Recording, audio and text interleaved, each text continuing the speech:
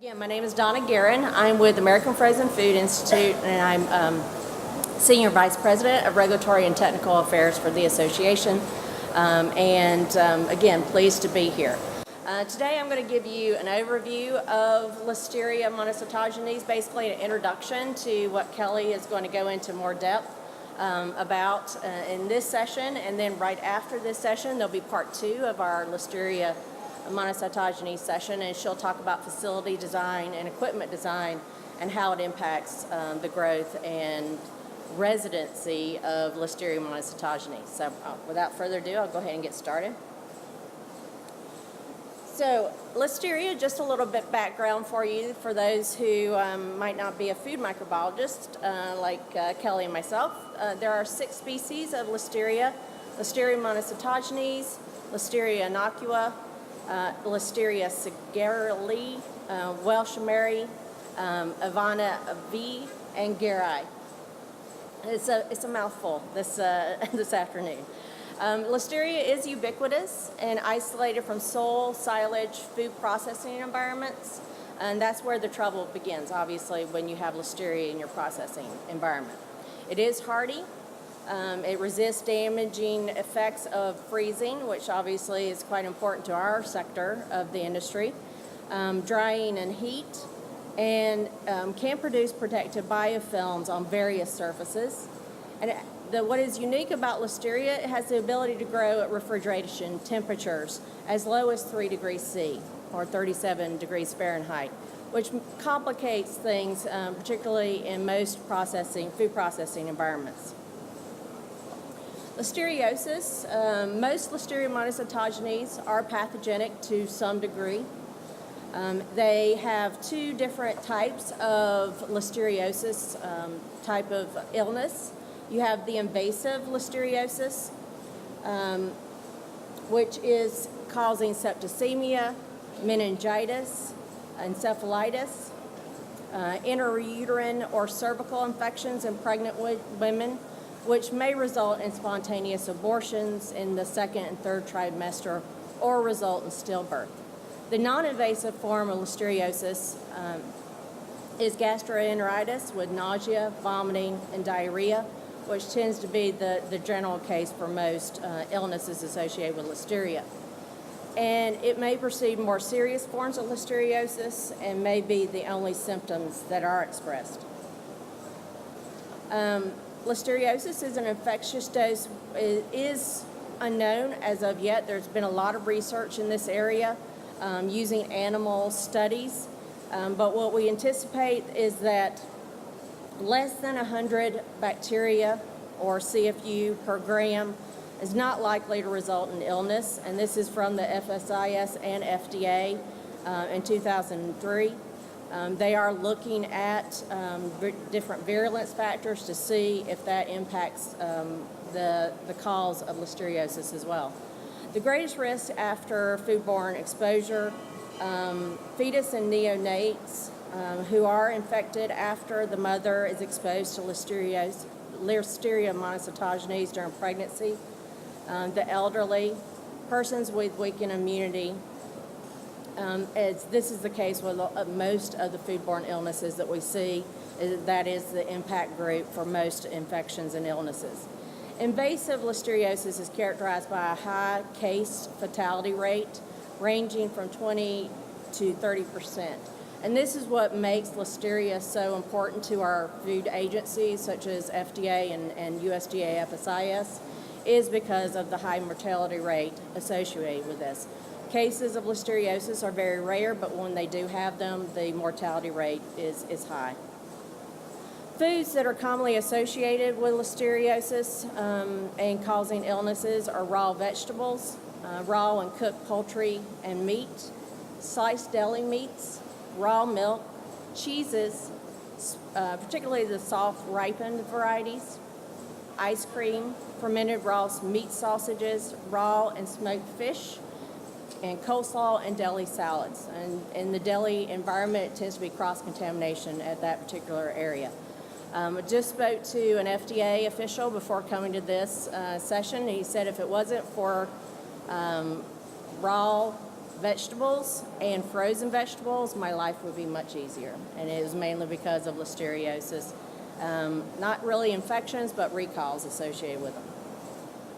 Sources of Listeria monocytogenes within the food production environments include incoming ingredients into the plant, equipment, forklifts, carts, pallets, going from place to place, people, and packaging. Once inside the facility, Listeria monocytogenes can be transferred via equipment, people, and aerosols and droplets, and then establish growth niches given water, food, and time. And you'll hear a little bit more detail about that, particularly in our next session when we're talking about equipment and facility design. There are many growth niches in equipment and facilities. What are particularly concerning in the food processing environment tends to be slicers, conveyor belts and rollers, gaskets, seals, insulation behind walls, floor drains, air conditioning units, and condensate drip pans. Again, like most bacteria, they like a wet environment. And in the case of Listeria, they like a cold, wet environment. And spiral freezers, tongue-tied today. What we look about with the microbial ecology of the food processing environment is that we look whether or not these are transient microorganisms that are just coming through your plant and you're able to get rid of them through traditional sanitation, or are they taking up residence in your operation, a resident microorganism. What is particularly concerning is Listeria will create this kind of resident environment, forming biofilms.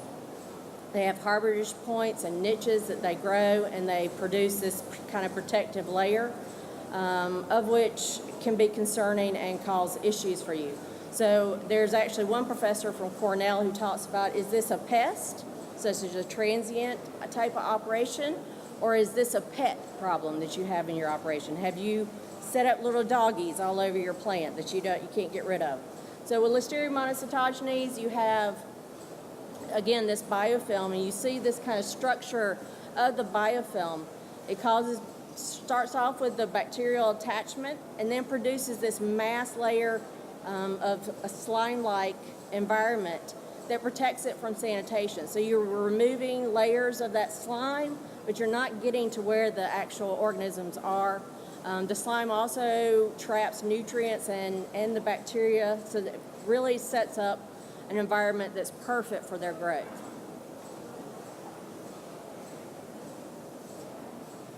So in frozen produce, there are opportunities for growth during transport, storage, display, if allowed to thaw.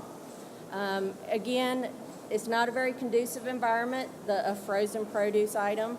However, again, there are reasons why we have validated cooking instructions on most packages. It is really to take care of if you have anything on that not ready to eat food. If you don't properly cook it, it can become an issue if it's not thawed and cooked properly. Control of Listeria monocytogenes, and again, Kelly's going to go into a great more detail than I will. This is kind of just an introduction to this, but outbreaks of listeriosis are often associated with processing or production failures. Well, we don't really like to see, but things do happen, and they are failures that can take place. And this is attributed to FDA in 2008, where they were doing a lot of work in this Listeria area. With current production processes, there is no absolute assurances of a Listeria monocytogenes-free product, particularly in frozen produce. Again, that's why it has been identified as a not ready-to-eat food. Where you really need to make sure that you have put tremendous amount of effort and controls around your environmental controls.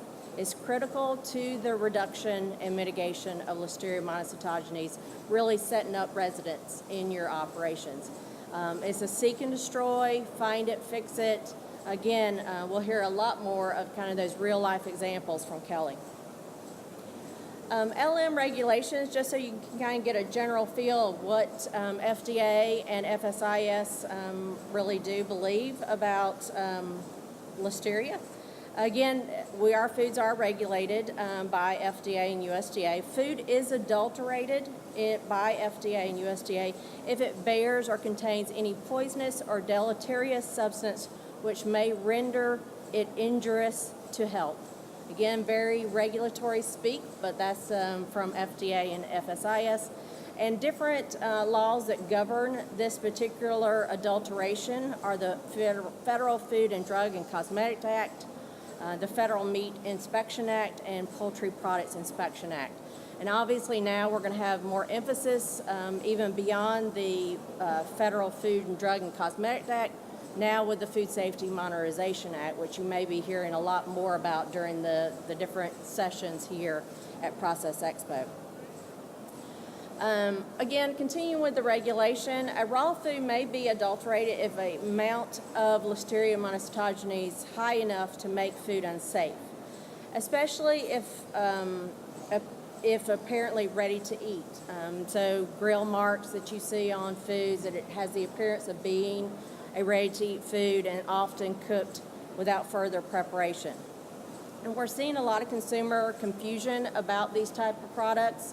Also, we're seeing a lot of advice from nutritionists and things like that to put some of our frozen vegetables in salads, and obviously not cooking them before, like putting frozen peas or frozen corn in salads. Those are not ready to eat and are intended to be cooked before being used in that way.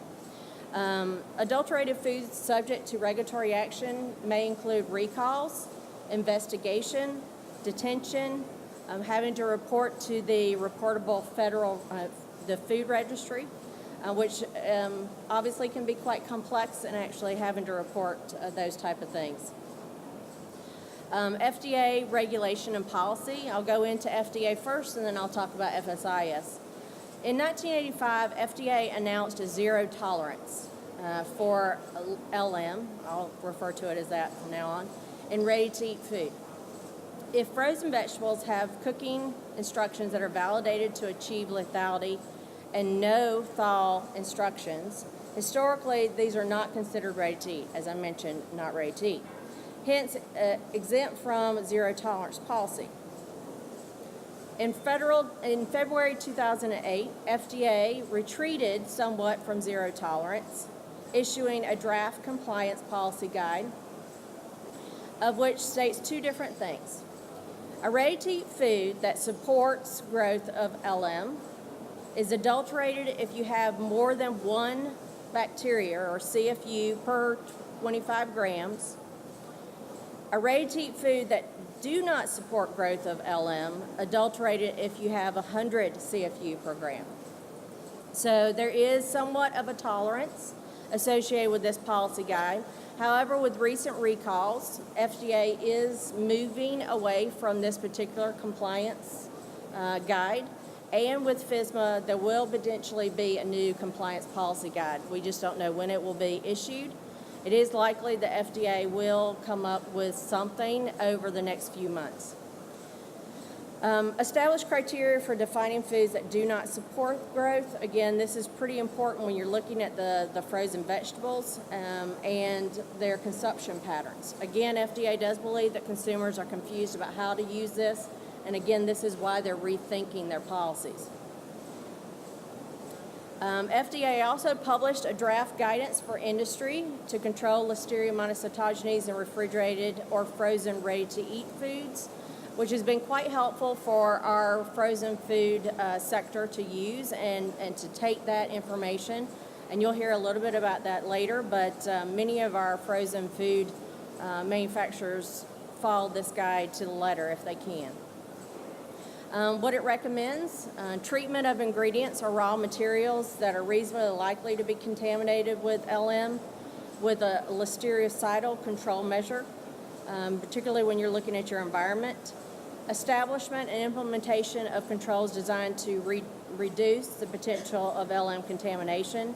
Some of these efforts that can help you are supplier certificate of conformance or guarantee, a supplier certificate of analysis and testing, really knowing who is supplying you, where they're getting their product from, and what they're doing in their own plant, because you don't want that to set up shop in your facility.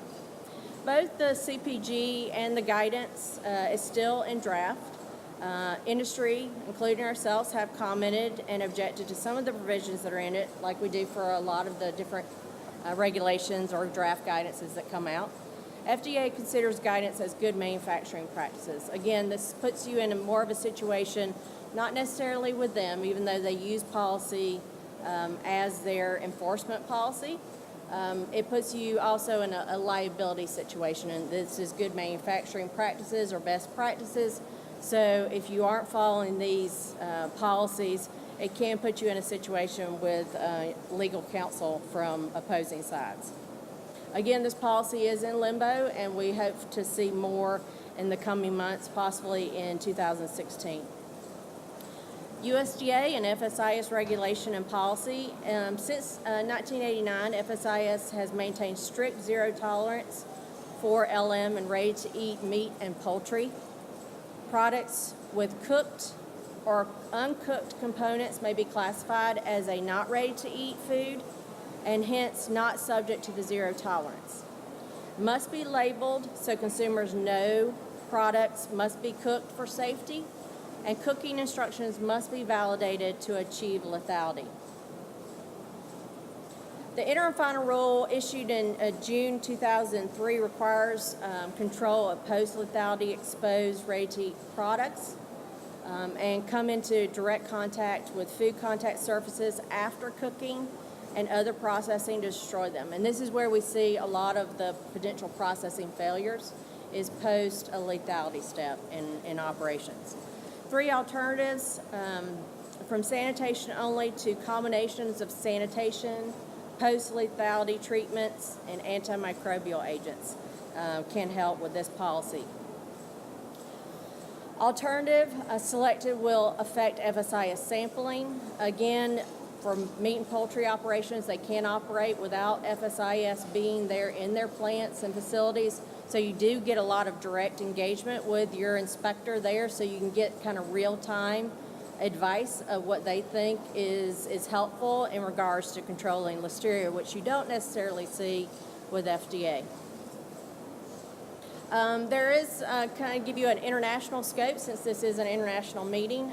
Codex Alimentarius Commission has established criteria from their Food Hygiene Committee of 100 CFU per gram for ready-to-eat foods that do not support the growth of LM, and no limit for not ready-to-eat foods. So again, in the Codex community, and those countries that actually adopt Codex verbatim as their own regulations, this would apply, and that would be their regulation in country. Canada and EU have both adopted this similar criteria. So just north of us, they have what I would say is a much more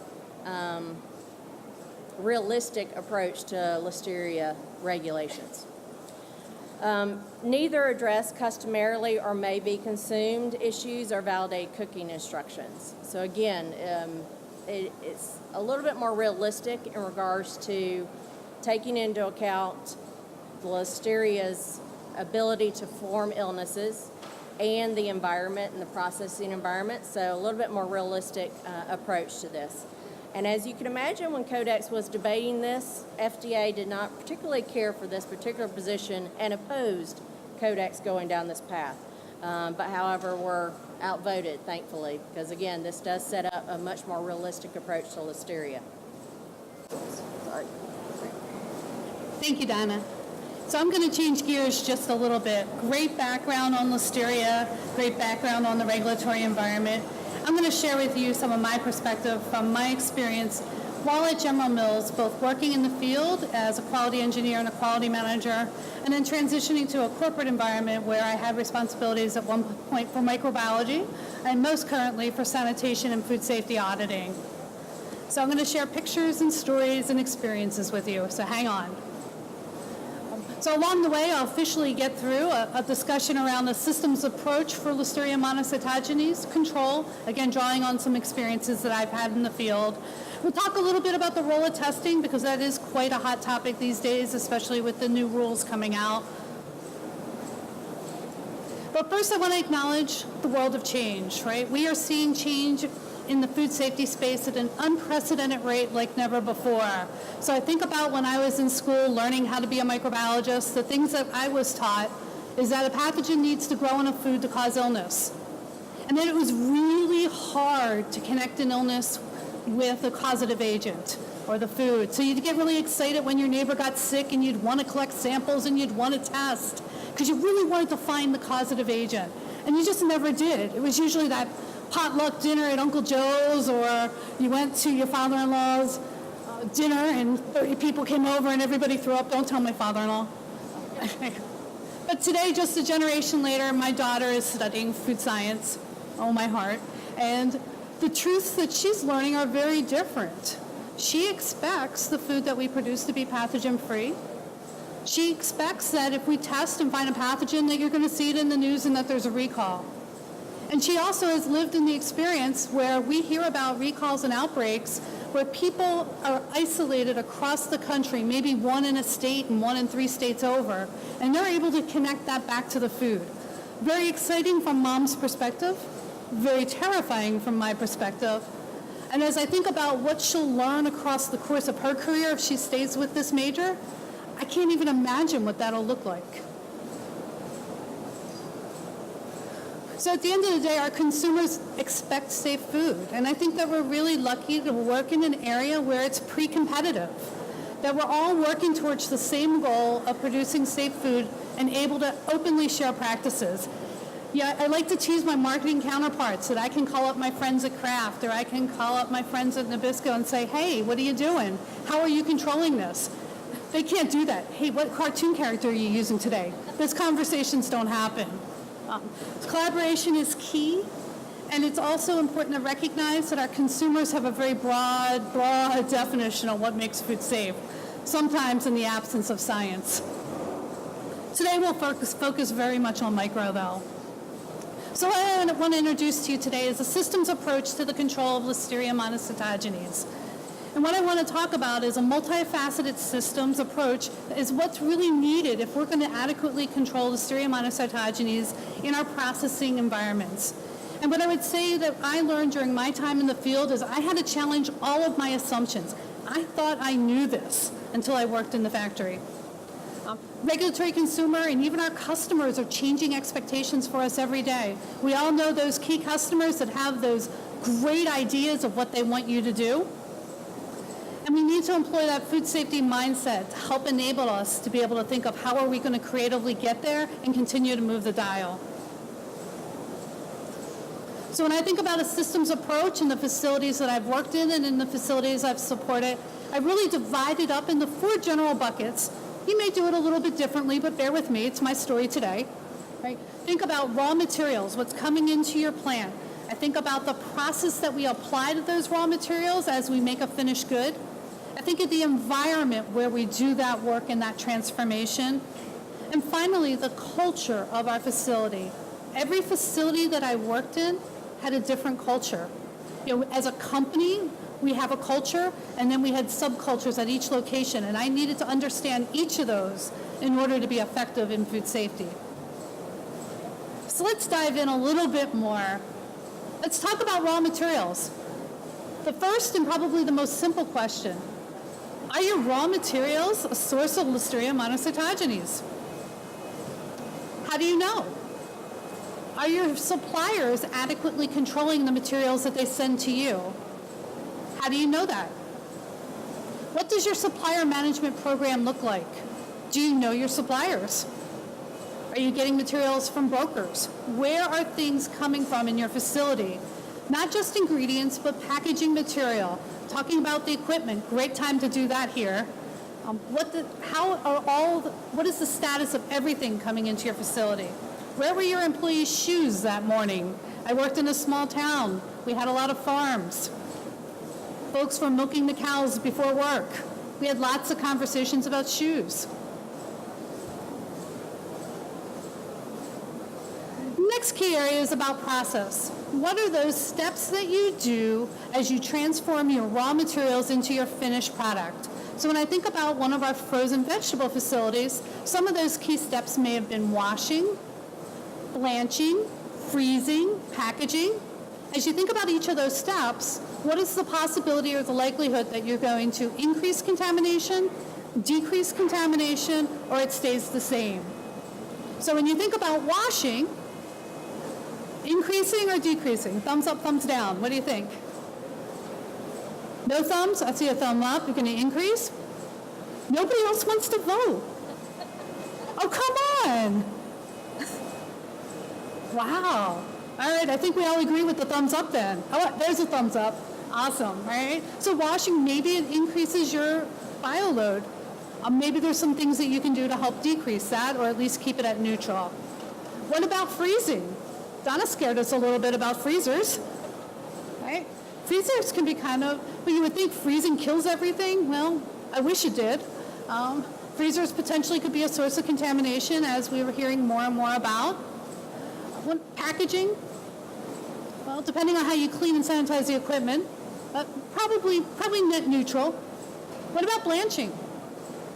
I love blanching, right? It serves a great quality purpose, right? We all know that the importance of blanching in a vegetable operation, inactivate enzymes so that we have adequate quality across the shelf life and delivering a great product to our consumers. As I challenge assumptions and put my microbiologist hat on, I go, hey, this is kind of interesting. The temperature is pretty high. We have hot water, we have steam application. Sometimes the temperature in my blancher hits about 200. Process control, well, it depends on how quickly we're harvesting sometimes, and we need to get things through. But I have to ask the question, sounds like these conditions could have some microbial lethality. Maybe there's a possibility for decreasing contamination at this step.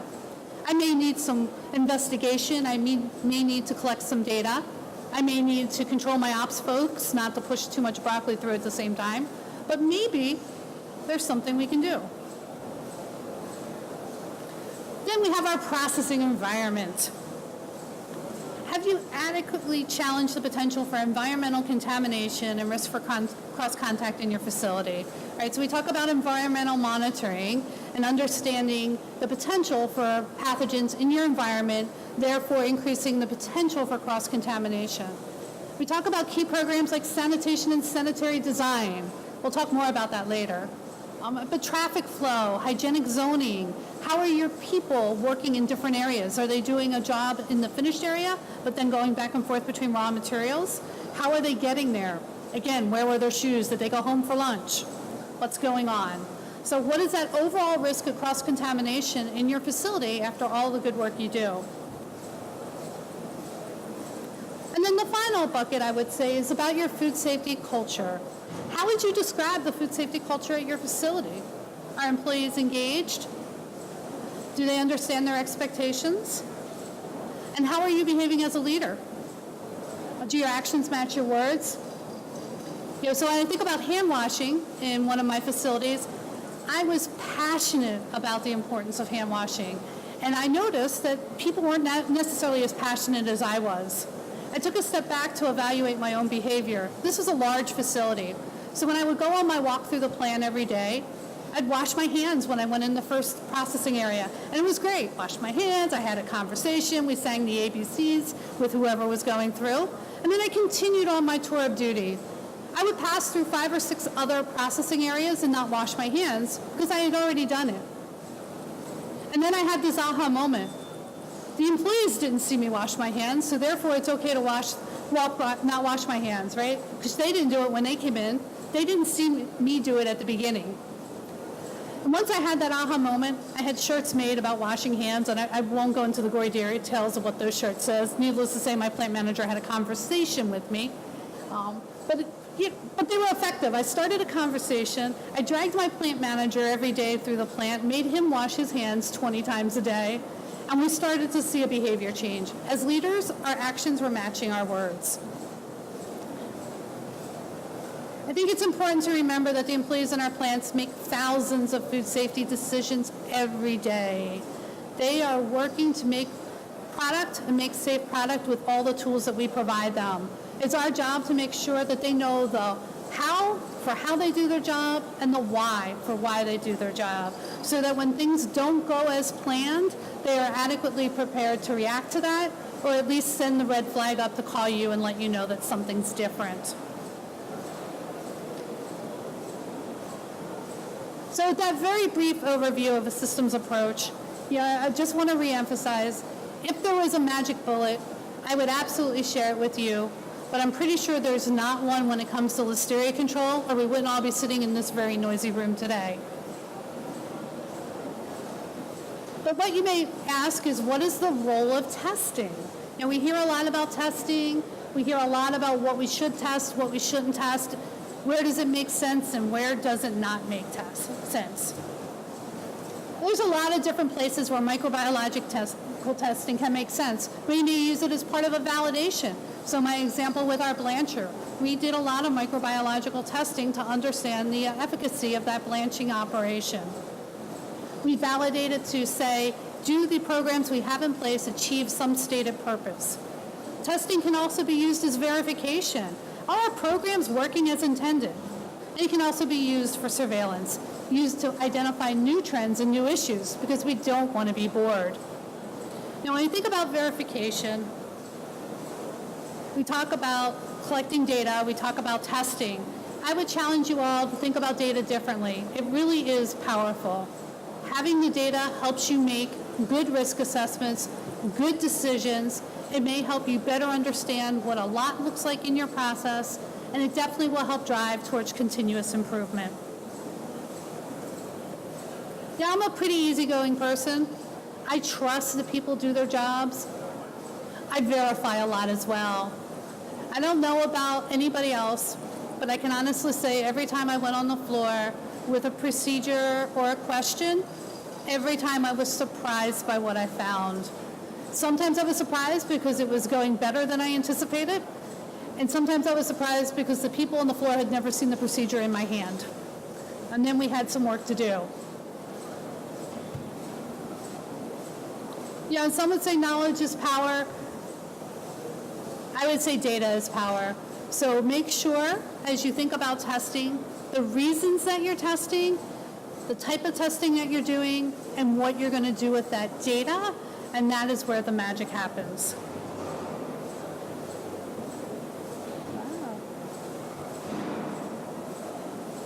Because there are a lot of different places that we can test, right? And we want to make sure we clearly understand what we want to do with the data, how we're going to use it, and what questions we want to solve.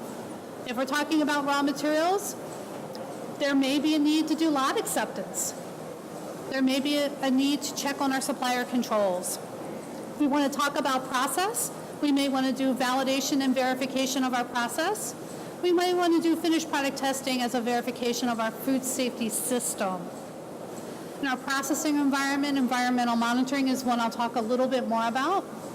And culture and behavior is that hands-on demonstration.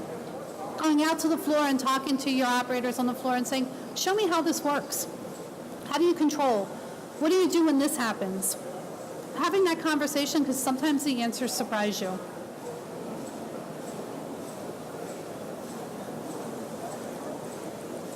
So diving a little bit deeper into microbiological testing programs, lots of things we can test. Ingredients, we can test the environment, we can test for indicators, we can test for pathogens. It's kind of like being a kid in a candy store. So many things to test for. What do I do? What's the best use of my testing dollar? And before we do that, make sure you're friends with a good microbiologist. Make sure they understand, is the method appropriate for that test that I want to do? If you're using an internal or external lab, make sure that you feel good about their QA programs. Because what you don't want to have happen is have a less than desirable result of spend 2 weeks chasing it down to realize that the result was not valid. Been there. It's not pleasant. So let's talk about environmental sampling. Donna introduced FIFI, or Find It, Fix It. I've long struggled at my company to get a little pink poodle as a logo for FIFI to remind people. It hasn't gone over well, but I will keep trying. I also like to say as a microbiologist, I can design an environmental sampling plan to have negatives every time. I can also help people who have never found a negative find a positive, right? So I think it's really important to empower people to find it and fix it, to have that seek and destroy mentality. And I would also encourage you to realize that just because you can't see it doesn't mean it's not there, and a history of negative results will never predict the future. When I started as a quality manager at one of my sites, my quality team came to me with a proposal to save some money. They were really excited. They had calculated the cost of environmental swabs, the cost of testing, the cost of labor, and they showed me 2 years of beautiful data with all negatives. Being the microbiologist that I was, couldn't let go of the testing. I found it hard to believe in the facility, the size, and the scope of what I was working in wouldn't have a positive. So I said, well, let's try something. I challenged that team to find a positive, and whoever found a positive, we would celebrate with an ice cream cake. Within a week, we had 3 ice cream cakes and collectively gained about 10 pounds. I learned 2 things. One, ice cream cake may not be the best reward. However, the power of positive motivation and encouraging people to find it, then they will. And the second was I probably should have had a plan on what to do with those positives before we had them. Another great lesson learned. Don't repeat that one, trust me. So again, for those of you who are not familiar with environmental monitoring, it's really that routine evaluation of the processing environment for the presence or absence of a target organism. Simple, right? How do you find Listeria in your plant? How do you find Salmonella?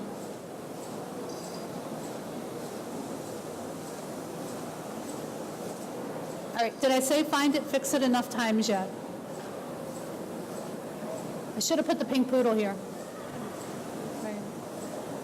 One of the things that people ask me is it good or is it bad when you get a positive? And one of the things when I worked in our microbiology group that was really helpful, I think, to our teams in the field, as we encourage them to find positives, the reaction you get from corporate really helps set the tone.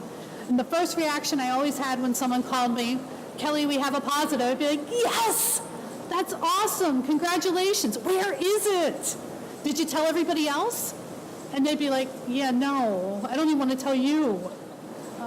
But again, the importance of saying, I want you to find it, I want you to fix it. Congratulations, you found it. Now let's put a really good plan in place to remediate and fix it. And then let's share with other facilities and other lines what you found, because that's a really cool finding, so that they can prevent it as well. So at the end of the day, it could be good and it could be bad, right? If there's something there, if we find it, we can fix it. We can't fix it if we don't know about it. However, it can also be really overwhelming for a facility that has a lot of findings. When you find 10 findings in a month, that's a lot of work to trace down, and that's frustrating, and that's taking them away from other things. So you want to make sure, again, you're thoughtful about what your reactions are going to be, and you have that plan in place before you start down the path. So again, as you look at some of the elements around sample site selection, there's a lot of tools out there today that maybe weren't out there a few years ago. Keeping in mind with that purpose of finding and eliminating harborage points, I find some tools that are non-conventional to be a lot of help. A map. Knowing where all the drains are in my facilities. That's a big deal. Sometimes they're not where you think they are. I got some pictures later. And then a map for investigating positive results. I saw somebody actually find the box of transparencies that hadn't been thrown away, and they would layer that over their map. And every week, they would color code their negatives and positives, so they had a little slideshow. Well, over the course of a couple weeks as they were investigating, you started to see clusters and trends. And then in our YouTube society, they did something very different. They went and stood on the processing floor for an hour, maybe 2 hours, and really watched in those areas what was going on. And that allowed them to better troubleshoot, investigate, and remediate. And I would also say sampling is all about multiple phases, right? There's those sites you want to track and trend all the time because they're indicators. You want to have that sense of curiosity and that freedom to take that extra sight of, wow, that really smelled bad, I better check it out. And then every once in a while do a comprehensive survey. So I spent a year swabbing all of our facilities, going out and doing 300 to 800 swabs. Again, remember that overwhelming comment? Right. And part of that was to say, when you do your environmentals, you have X% positives. When I come out and help you, I had X%. These don't match. They're not even in the same ballpark. Let's look at revamping your plan. This is a tool that we put together for folks that are doing the swabbing, because sometimes it's not the site microbiologist, believe it or not. And then we talk about these are the different zones, and this is the different implications if you get a positive in each of them. And just a general list of places if you don't know where to start, where to go. Some of my favorite places to look at, and probably FDA's as well, as I listen to how they're swabbing our facilities. So this list is a list, I took all of our data over a couple of years and said, well, where do people most likely to find a positive, at least in our plants? I came up with this list based on frequency and categorization of the data. What I found personally offensive, as I look at some of these, the clean out of place room, the sanitation room. We're taking parts in there to clean. We're bringing them back out clean to put in production lines, and we're finding environmental pathogens in there. Mop buckets. We're cleaning with those. And then I went on a mop bucket tour of our facilities. Every time I was there, I asked to see their mop buckets. They were disgusting. You know, the little things that we don't think about. And many others, other good ones on this list too, but those were the ones that I think as a microbiologist probably surprised me the most. So again, as you build your plan, be sure that you have, number one, that plan for how you're going to handle the positive results. Trend the data. Don't just react to the last positive.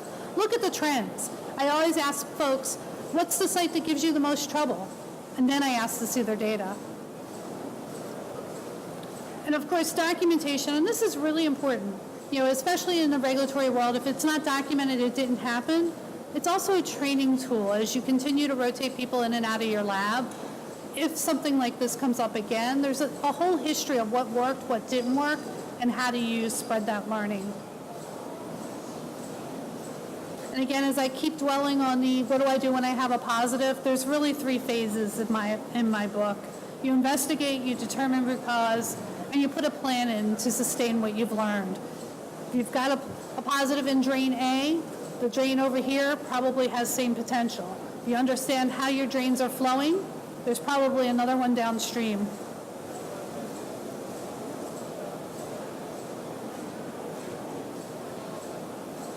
So as I begin to get close to the summary here, what I would say is control and prevention of Listeria monocytogenes in our manufacturing facilities really requires a systems approach. There's not one single thing that I can share with you that if you do it and do it well will make Listeria go away.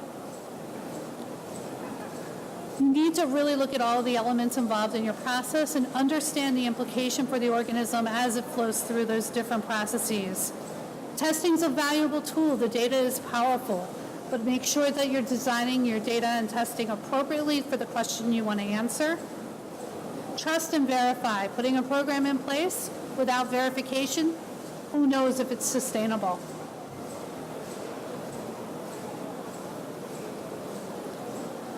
Testing does and will continue to play a role in our food safety systems. I believe that challenging the norms is imperative, and what is going to help us get to the next level. And with that, thank you.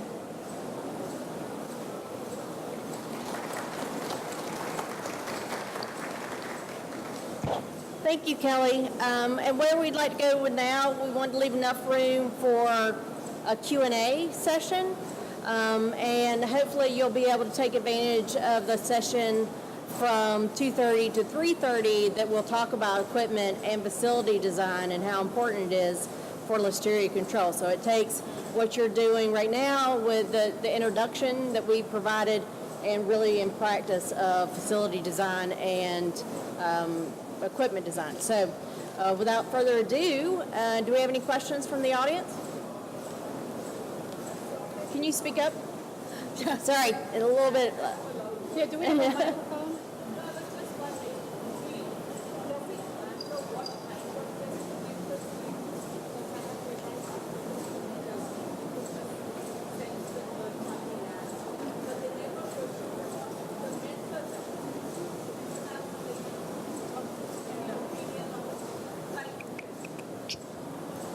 So the question was about my opinion on methods that you would use for either environmental monitoring or for testing. So it's a great question. You want to make sure that the method that you're using is validated for the procedure that you're going to perform. So if you're going to do environmental swabs, you want to ensure that the method is validated for using and testing of the swabs. If you're going to be testing product, you want to ensure that the method is validated for that product. And it could differ. And then you also want to have the opportunity, depending on the methods available, to look at turnaround time and what makes sense in your facility. There's no one right approach. We use different ones. As I'm looking at the testing person, we use different ones depending on our facility and our products.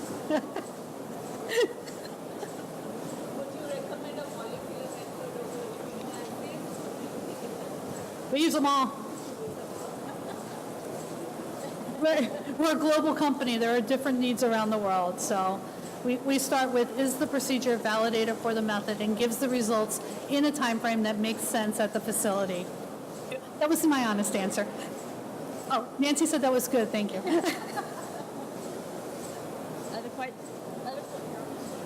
Other questions? We do have a mic.